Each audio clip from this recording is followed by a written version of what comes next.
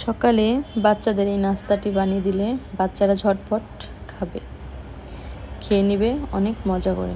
তো এই নাস্তাটি আমি প্রথমে এখানে নিয়েছি কিছু শসা কুচি করে, গাজর কুচি করে, পেঁয়াজ, তারপর নিয়েছি টমেটো সস, চিনি, তারপরে একটা ডিম। এগুলো আমি ভালো করে কেটে সাইজ করে নেব। নিয়ে তারপর এটা আমি মেয়োনিজ দিয়ে দিব। সব কিছু একত্রে ভালো করে এটা আমি মাখিয়ে নেব।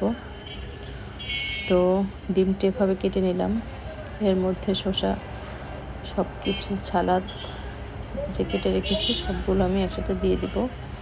চিনি দিয়ে দেব পরিমাণ মতো, টমেটো সস, এগুলো দিয়ে ভালো করে আমি এটাকে মাখিয়ে নেব। দিয়ে দিব এখন মেয়োনিজ। তো এই তো মেয়োনিজটা দিয়ে ভালো করে আমি এটাকে মাখিয়ে নেব।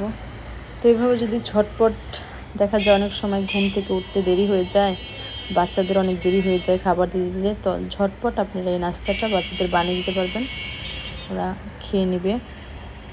তো এই তো বানিয়ে নিলাম মজাদার স্যান্ডউইচ, এগ স্যান্ডউইচ রেসিপি। কেমন লাগলো ভিডিওটা? ভালো লাগলে কমেন্ট করবেন প্লিজ।